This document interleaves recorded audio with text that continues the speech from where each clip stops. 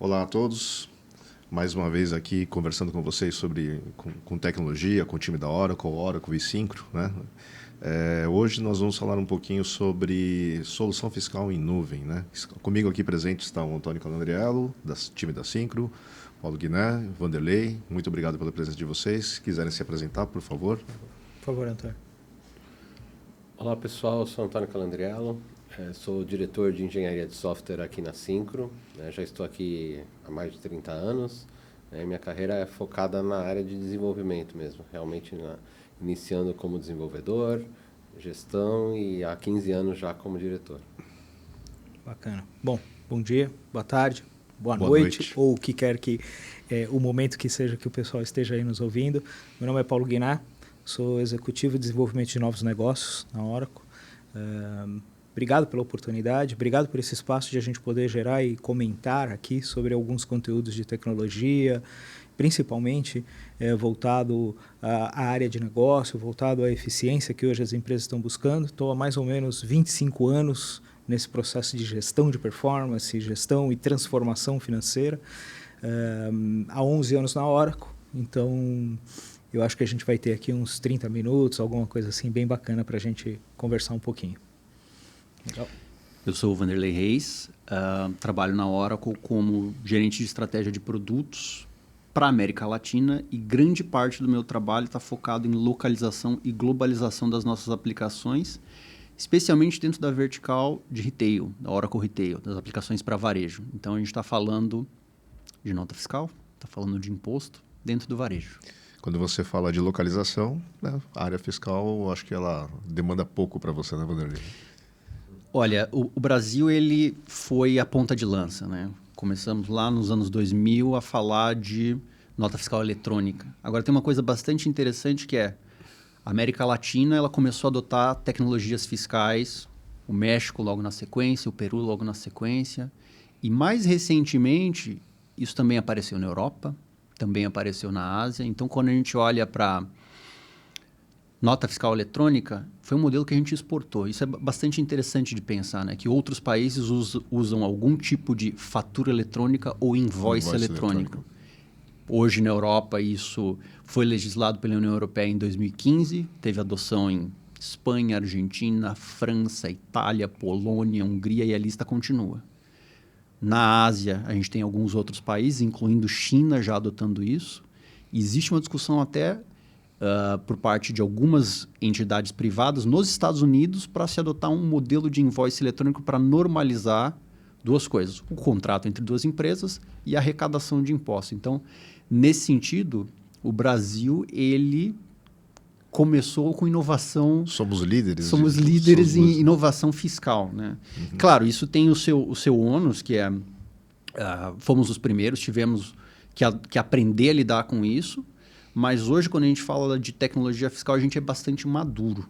Existe todo um ecossistema de soluções para atender essas demandas e as aplicações de ERP, as aplicações transacionais, no varejo, as aplicações de gestão de mercadorias e pontos de venda, e-commerce, estão preparados para isso. E é por isso que dentro da Oracle hoje, o Brasil tem a frente que lidera não apenas uma solução para o Brasil, mas também dentro de Oracle Retail é a solução construída aqui, mas que vai ser usada por todo mundo. Isso é muito bacana. Puxa, que legal. Mais uma vez, assim, exportando através da Oracle Tecnologia com essas questões tributárias, né, do Brasil. Bom, um desafio de soluções fiscais em nuvem, né, a gente percebe, assim, a véspera de uma reforma tributária, né, a volatilidade que isso nos traz, né, e como manter essas aplicações, tanto no dado transacional, porque ele é diretamente afetado, né, quanto na solução fiscal, para que atenda às necessidades. E quando a gente fala de Brasil, um país continental, né, que tem diversas localidades, o retail sofre muito com essas questões, localidades com características tributárias específicas em cada região. Né? Como que vocês enxergam isso? Acho que existem duas grandes preocupações que a gente tem quando a gente fala de nuvem e quando fala-se de fiscal. Né? A primeira delas é, compliance. Né? E a grande vantagem de você estar em nuvem, assim como você tem o software como serviço, do lado das aplicações de negócios, dos RPs transacionais, você também tem as aplicações em nuvem, pelo menos no Brasil, né? Olhando para os 3 grandes pilares que a gente precisa para fazer um RP rodar. Para impostos, existem softwares que fazem cálculo de impostos e são softwares como serviço. Existem provedores de conteúdo tributário que estão te provendo as alíquotas. E num país como o Brasil, onde a gente, antes da reforma tributária, né, ainda tem mudanças de impostos todos os dias. Impostos na esfera federal, estadual e municipal, que variam por tipo de produto, ter um provedor de conteúdo é fundamental. Então, se a primeira preocupação é estar em nuvem, e a gente precisa de um provedor de conteúdo, um provedor de cálculo de impostos, precisa de um provedor de mensageria, alguém que faça a comunicação das notas fiscais, seja as enviadas pelos seus fornecedores, seja as que você está enviando para o seu cliente. E a terceira coisa é a escrituração fiscal, né? Os relatórios que a empresa tem que apresentar. E tudo isso está em nuvem também. Então já começa como uma facilidade. E a segunda grande vantagem de você estar em nuvem, e isso no varejo é sensacional, é que você passa a ganhar escalabilidade, né? Quando a gente olha para a nova geração de aplicações em nuvem, a gente está olhando para aplicações que são API first, que usam APIs. Em muitos casos, não só estão usando web services, mas estão usando microserviços. E esses serviços eles estão embarcados em dockers e containers, e quem é da área técnica sabe o quanto isso permite escalabilidade. A gente não tem mais aquele cenário de 10 anos atrás, onde uma nota fiscal não conseguia ser processada porque não conseguia calcular os impostos, porque ela tinha, 300 linhas. Isso, quando a gente olha para aplicações em nuvem, que usam essas novas tecnologias, fica muito mais fácil. A gente não tem mais o cenário também onde você chama um serviço, o sistema faz o cálculo e você retorna e segue o seu processo. E com muito mais performance. Então, varejo, vamos pensar num cenário simples. Estou recebendo centenas de notas fiscais por minuto de um fornecedor em diferentes lojas, em diferentes centros de distribuição espalhados pelo Brasil. Eu tenho um serviço escalável.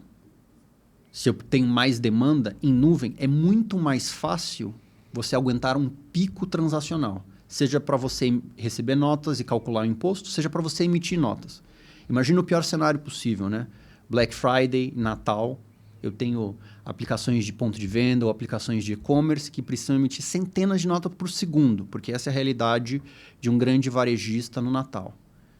Como é que eu resolvo isso com uma aplicação on-premise, que eu tenho um servidor dimensionado ali por Natal do ano passado, né? Eu deixo de pensar o negócio e começo a pensar na tecnologia para poder me atender. Então, exato. Isso. Então, no on-premise, esse desafio da escalabilidade nos picos de processamento, especialmente nessas missões críticas que o varejo tem, em nuvem, a gente deixa de se preocupar com isso. A gente passa simplesmente a se preocupar com a estratégia de negócio, porque a tecnologia está ali para atender. A expectativa é, cara, em nuvem minha aplicação não vai cair. O que vai acontecer ela vai escalar, e se eu atendia no dia 1º de dezembro 1.000 clientes por dia, e no dia 24 de dezembro eu estou atendendo 10.000 clientes por dia, ela vai escalar para atender esses 10.000 clientes. E isso é verdade também na seara fiscal, quando a gente precisa emitir nota fiscal, quando a gente precisa calcular imposto. Numa situação dessa, Antônio, é um desafio enorme nessa questão. Por exemplo, a gente tem clientes com mais de 70 milhões de documentos fiscais nesse período, né? Então, e essa questão da escalabilidade, como o Vanderlei colocou, é fundamental, né? No on-premise a gente tinha um problema sério, porque você ia ter que dimensionar uma super máquina para picos. E agora não, agora você vai aumentando ou diminuindo conforme a necessidade. E alguns clientes nossos colocaram assim como premissa, falaram, olha, vocês têm que aguentar esse pico, né? E a gente faz teste de performance, mesmo não tendo. Por quê? Porque em certas ocasiões a gente vai ter, como Black Friday e outras datas, né? Sendo que também tem a questão do quê? De manter o sistema atualizado em tempo real, por conta dessas mudanças fiscais. Como o Vanderlei falou, a gente tem a emissão de notas nas várias esferas. Esfera federal, né? E esfera municipal. A esfera municipal é altamente complexa. A gente tem ali diversidades absurdas por municípios. E esses municípios mudam ali de uma hora para outra o layout, e a gente tem que se adequar ao layout do XML conforme ali a prefeitura mudou. né? E isso tem que ser em tempo real. Então, a aplicação em nuvem, além da questão da escalabilidade, permite estar sempre atualizando, sempre estar up-to-date, tanto no que diz respeito ao ERP, como no que diz respeito à solução de mensageria e a solução também de escrituração e apuração. Você tocou num ponto, antes de passar a palavra para o Paulo, você tocou num ponto, Antônio, que é bem interessante, né? Nessa reforma tributária, a gente tem uma previsão de uma alíquota padrão, né? Ela é chamada padrão, mas ela pode ter modificações com relação à localidade, estados e municípios, então ela pode ter uma variação. Estamos hoje, né, atual momento, está se falando em termos de 28% de alíquota, né? 27, quase 28%. E com uma variação. Então, essa demanda que o Antônio colocou, o Vanderlei também colocou muito bem, ainda vai persistir no Brasil com as diversas localidades, pelo menos é o que está se sinalizando. Mas, acabei te interrompendo, Paulo? Não, eu acho que o tema, né, e eu queria destacar um pouco, o que esta plataforma em nuvem, e aí a gente falando das soluções fiscais, da integração com o RP, traz para a área. Traz para a instituição tributária fiscal, traz para o departamento, para o profissional, traz uma capacidade de reposicionar, de pensar de maneira estratégica, né? Então, eu acho que o tema reforma tributária, mais do que incluir durante um certo período uma complexidade, porque quer queira, quer não, nós vamos fazer talvez pela primeira vez na história um ciclo de 8 anos, 7 anos. Com 2 regimes tributários. Com 2 regimes tributários, ou seja, se a nossa vida já era uma vida simples, eu acho que ela vai ficar um pouquinho mais simples, né? Então, é o momento de que realmente soluções em nuvem, com flexibilidade, com capacidade analítica, com capacidade de simulação, que permita que a área tributária, fiscal, tenha um posicionamento mais estratégico. Que possa, por exemplo, numa direção ou numa decisão de uma empresa, se ela vai continuar em determinada região, se ela vai levar o seu ponto logístico para outra região, seja suportado pela área, inclusive, tributária e fiscal, que ela possa trazer a área tributária e fiscal, que ela possa trazer insumos, insights, que ela possa trazer mais do que só a operação. É claro que a operação durante um bom tempo vai ficar complexa e não é que depois ela não vai ficar, porque como o Vanderlei colocou, setores como o do varejo, pode parecer até um contrassenso, né? Estão em crise. Não, é esse o momento que a gente precisa buscar pontos de eficiência, né? Então, a própria normativa, a própria operação é onde empresas como a do varejo estão buscando eficiência, melhoria, assertividade, diminuição de risco. Então, trocando em miúdos muito disso, é que a gente consiga reposicionar a área, possa ser estratégica, possa sentar no planejamento, coisas que no passado, vamos dizer assim, até por não uma limitação, mas por uma dependência técnica, ela era realmente menos efetiva, né? A área era mais burocrática, era mais operacional, mais burocrática. Ela volta e deve ser, nesses momentos agora, mais estratégica. E esse é um ponto super interessante, né? Porque quem era a área tributária até pouco tempo atrás? Era um departamento com dezenas de pessoas acompanhando mudança de alíquota nos estados e municípios todo dia. Todo dia. Layouts e... Claro, aí tinha o aspecto de tecnologia que a nota fiscal mudou, a nota fiscal de serviço mudou, o layout mudou, tem um campo novo, tem uma validação nova. Então, tinha o departamento tributário acompanhando mudança de alíquota e tinha o departamento de TI sempre correndo atrás de um prejuízo. Exato. O que muda quando você vai para uma aplicação em nuvem? Por que isso também fica mais interessante? Bom, primeiro de tudo, quando a gente olha para as soluções novas da Oracle, antigamente a gente falava de localização. Quando a gente estuda software, localização significa fazer aquele software falar a língua daquele país, né? Falar, no caso do Brasil, nota fiscal, ICMS, PIS, COFINS. Só que a gente já não fala mais de localização, porque isso significava criar algo específico para um país. Agora a gente tem falado muito mais em globalização. O que isso significa? É criar um framework flexível o suficiente para atender várias geografias com uma mesma aplicação. E foi isso que a gente fez dentro da Oracle, dentro da Oracle Retail, que são os produtos que eu lidero, que é... A gente criou um framework capaz de calcular impostos não só no Brasil, mas na Argentina, no Peru, que tem impostos complexos, no México, na França. A gente também criou um framework capaz de lidar com o XML de qualquer tipo de documento fiscal eletrônico. Então, é o XML da nota fiscal 5.0 ou da nota fiscal brasileira eletrônica que está se desenhando aí nas leis complementares da reforma tributária, não importa, porque a estrutura de dados dessas aplicações já está orientada ao principal formato de negócios usados nas faturas eletrônicas, nas notas fiscais eletrônicas, nos invoices eletrônicos ao redor do mundo. Isso é super interessante. Então, quando a gente olha para uma reforma tributária no Brasil, em princípio você fica assustado, né? Você fala, nossa, vou ter que fazer uma alteração gigantesca. A boa notícia é, bom, as aplicações elas já são robustas o suficiente, flexíveis o suficiente para, sim, receber um novo imposto, para, sim, receber novos campos e um XML de nota fiscal. Uma coisa super interessante, quando a gente olha para esse cenário mais global, é que teve um outro país que tinha uma complexidade tributária imensa, que acabou de passar por uma reforma tributária, que é a Índia. Quando a gente olhava para a complexidade tributária, e isso não sou só eu falando, né? Se a gente olhar aí para os Big Four, eles vão ter os relatórios de qual que é a complexidade tributária de N países. Índia estava ali muito próximo do Brasil. O Brasil sempre foi o campeão, mas a Índia estava muito próximo. Tinha lá suas particularidades com diferentes tipos de imposto por província e por cidade e uma regulação de preços mínimos e máximos esdrúxula. Enfim, mas quem é o Brasil para falar da Índia, né? Quem somos nós para criticar, né? Era uma tabela de preço, como um tarifaço lá no sítio. Exato.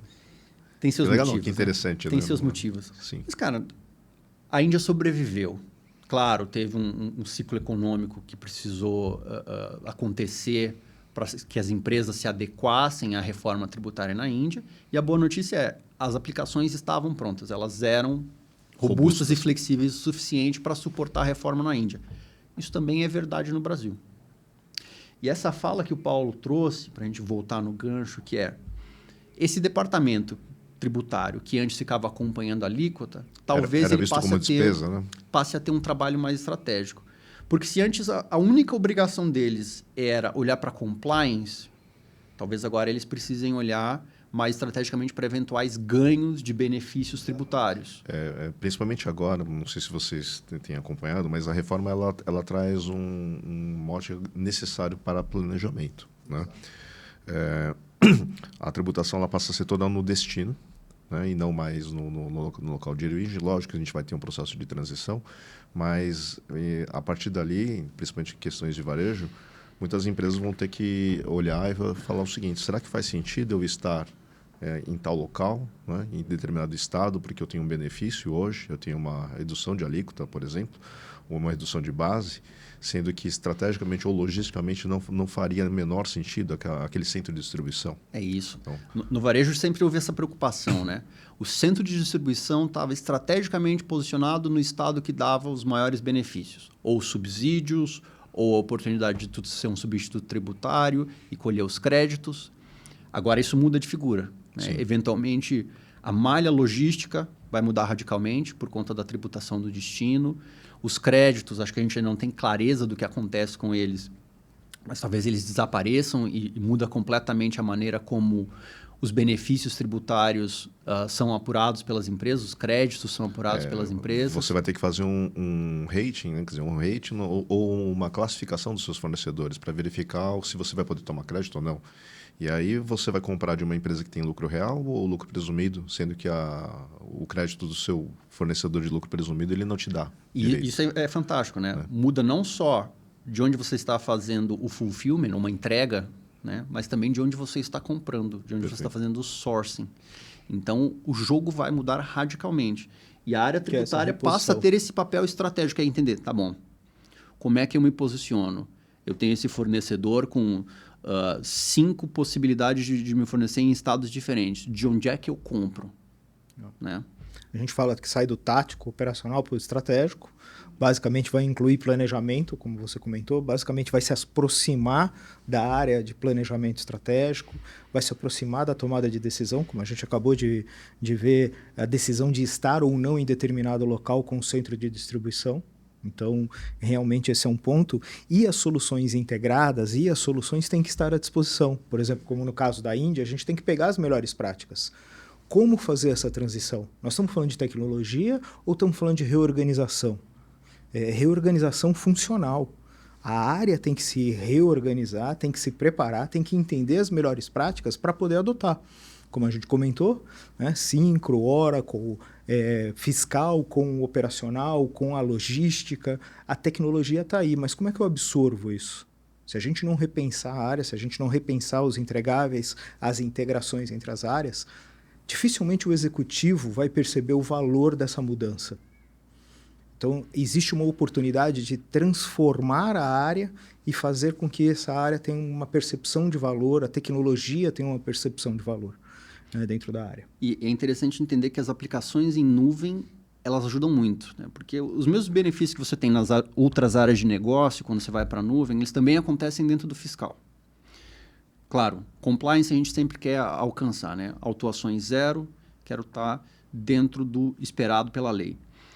Mas quando a gente fala de aplicações em nuvem, a gente está falando muito de automação. A gente falou em outro episódio desse cenário, né? Que, cara, qual é o papel de um cara que recebe nota fiscal dentro de um centro de distribuição? Ele recebe lá 20, 30, 100 caminhões por dia, dezenas de notas fiscais por caminhão. O que esse cara está fazendo ali? Ele está basicamente escaneando uma nota fiscal? Isso é necessário ainda? Receber uma nota fiscal em papel? A gente sabe que não. Até quando? Até quando, né? A gente sabe que não. Exato. A gente sabe que existe um processo onde você pode receber essas notas fiscais automaticamente, porque ela é eletrônica. Uhum. Exato. E as novas aplicações em nuvem estão fazendo isso, verificando custos, impostos, fretes, seguros, tudo isso eletronicamente. Ou seja, você está automatizando o processo de recebimento de nota fiscal. Isso desonera muito todas as áreas da empresa. Isso desonera o recebimento, isso desonera o tributário, porque ele não tem mais que atuar vendo se aqueles impostos estão corretos. Isso desonera até as áreas de compras de uma empresa. Por quê? Porque aquele comprador eventualmente tinha que verificar se o custo que estava na nota fiscal era o custo negociado efetivo com o fornecedor quando ele fez o pedido ou quando ele fez um contrato. Elimina risco operacional, risco de atuação. Então, uma migração para a nuvem é super benéfica nesse sentido. Fora outros aspectos relacionados à rastreabilidade, porque a gente está em um cenário onde é importante conhecer todas as suas notas fiscais de entrada, todas as notas fiscais de saída, né? E aí vem uma discussão que... No meio de milhões de notas, muitas vezes você tem que descobrir qual é a nota, que muitas vezes você tem que fazer algum processo, alguma troca, né? E aí vem uma discussão super interessante que é, olha só, vem uma reforma tributária aí. O que eu faço? Eu atualizo todas as minhas aplicações on-premise. Muitas vezes elas são aplicações que eu desenvolvi e eu vou ter um custo para adequar a reforma. E, eventualmente, eu vou ter um custo que vai acontecer todo ano, paulatinamente, porque a reforma tem uma transição. São 7 anos. Exato. Pode ser que eu precise colocar novas validações, novos campos, todo ano. Todo ano. Tem um cenário de incerteza aí, né? Haja governança para você garantir essa metodologia de alteração. E mesmo que eu tenha uma aplicação on-premise, que seja uma solução de prateleira, de um fornecedor, eu também vou ter um custo de atualizar. Aplicar um patch, testar, né? Versus, eu migro para a nuvem, e claro, tem todo o trabalho de você migrar o core da sua operação, que é um RP transacional, no varejo, não só o RP, mas o PDV também, o e-commerce. Tem toda essa questão que tem que ser muito bem avaliada e entender se é o momento. Mas pode ser um momento interessante para aproveitar a necessidade de uma mudança que você vai ter que fazer porque é compliance e você não tem como escapar, para não só atender a reforma tributária, mas fazer uma transformação digital, fazer uma migração para a nuvem. Esse é um momento bastante interessante para as empresas avaliarem, tá bom, o que eu faço? Fico no on-premise ou vou para a nuvem? E o business case não é só tecnológico. É um pouco do que a gente falou. Se você efetivamente, nesse momento, vai reorganizar a sua distribuição, sua malha logística, esse ganho ou essa reorganização da empresa, por exemplo, diminuindo os interlocutores que estão recebendo notas, automatizando os processos, toda essa reorganização tem que ser trazida para esse business case, né? Então, nós não estamos falando de uma reforma tributária trazendo como companion, como consequência a transformação para a nuvem do RP. É muito mais, não é a reforma tributária, é a reorganização da sua empresa. Então, nós estamos falando de modelo de negócio. Se faz necessário. Você tem que reavaliar, né? E essa reorganização, até por esse papel estratégico que a área fiscal vai estar tomando, ela é mandatória. Por quê? Porque as áreas fiscais elas não vão dobrar de tamanho. Eu vou estar com 2 regimes tributários, mas elas não vão dobrar de tamanho. Então eu tenho que ter não vai ter gente no mercado para atender. Exatamente. Não vai ter analista suficiente para atender. E a empresa também não vai dobrar a área fiscal só porque tem 2 regimes tributários. Então ela tem que se reinventar, ela tem que atender os 2 regimes tributários, eventualmente até com a mesma equipe, né? Só que com maior eficiência, com processos mais eficientes e, logicamente, com uma solução que atenda essas necessidades, tanto no que diz respeito a um planejamento estratégico com o papel que essa área vai tomar, como no que diz respeito à agilidade com relação às mudanças, né? Como o Vanderlei falou, imagina você ter que manter tudo isso dentro de casa e ainda fazer essa mudança com a reforma. Essa reposição. Essa reposição. Então, isso é um fator-chave, né? Essa decisão que alguns clientes vão estar tomando agora é fator-chave de sucesso ou não. Né? Pode ser que esse investimento depois se pague N vezes, né? Porque se ele ficar ali no on-premise encarecendo todo aquele custo, né? Não tem escalabilidade, etc., ele pode ser que no futuro ele tenha ali muita dificuldade até de responder às demais áreas os anseios que elas terão da área fiscal, né? Até para replanejamento. Pode ser o ponto de decisão de sobreviver ou não. Exato. Nós estamos falando, inclusive, que o cloud, o SaaS, as soluções, a plataforma, permite com que empresas que muitas vezes contratavam serviços, tinham exposição nessa área fiscal, até custos dessa contratação, repensem inclusive isso, ou seja, porque isso passa a ser acessível. Nós estamos falando de projetos enormes. Mesmo a complexidade de ter que alterar a RP, isso ela pode ser repensada em planos. Né? Então, eu posso primeiro sustentar alterações do ponto de vista de planejamento tributário, do ponto de vista de automatizar pontos no fiscal e no tributário, aqui na área, do que efetivamente já trocar o RP. Então, empresas de mercados ou de colocações menores começam a olhar como uma grande oportunidade de se reposicionar. Agora, existe uma preocupação grande, que é os executivos das empresas não estão tão atentos a isso. Né? Acho que a gente viu um cenário onde... Estão atentos a isso, o que? A reforma. A mudança que a reforma vai reforma trazer. barra transformação digital. Transformação digital Exato. e o replanejamento Perfeito. estratégico. Exato. Né? Planejar, repensar as soluções, repensar o tributário. Repensar a empresa. E repensar a empresa, porque tem os impactos sobre custos, sobre logística, no final das contas é tudo que importa. E a grande verdade a expectativa janeiro de 2026. Cara, janeiro de 2026 está aí. Para um projeto de transformação, para um projeto de tecnologia, a gente tem um calendário aí de 1 ano e meio, 1 ano e 5 meses, que já é apertado. E a grande verdade é, as empresas, quando a discussão da reforma tributária começou a ficar quente em 2023, as empresas, os executivos não acreditaram que ia passar. Ninguém acreditou. Né? Exato. E agora a gente está no momento de, vão se aprovar as leis complementares, mas eles vão postergar isso, né? Porque 2026 já está aí. Escutei isso muito de executivo. A realidade não é essa, né? A gente sabe que agora, em agosto, se publicou uma nota técnica que já nos dá pelo menos o esqueleto de como vão ser as mudanças. Devem acontecer alterações nessa nota técnica sobre nota fiscal, conhecimento de transporte eletrônico.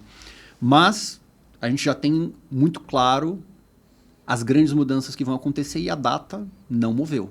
A data continua sendo janeiro. Está na Constituição. Então, para alterar isso, é bem só voltando para o Senado de novo. Né?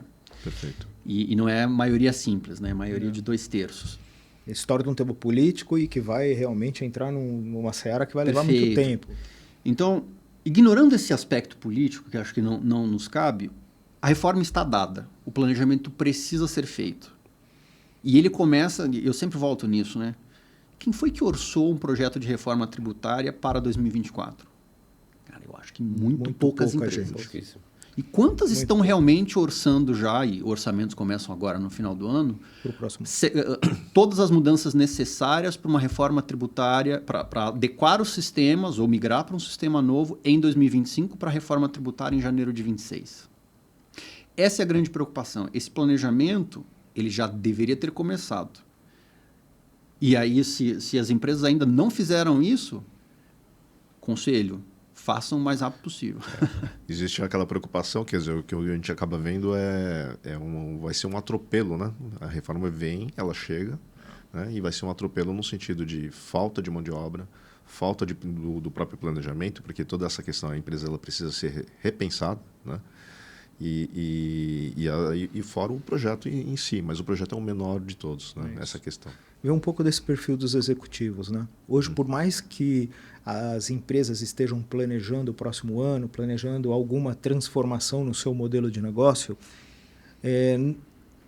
esse projeto que está sendo colocado, esse orçamento, essa estratégia, ela não está levando em consideração o todo.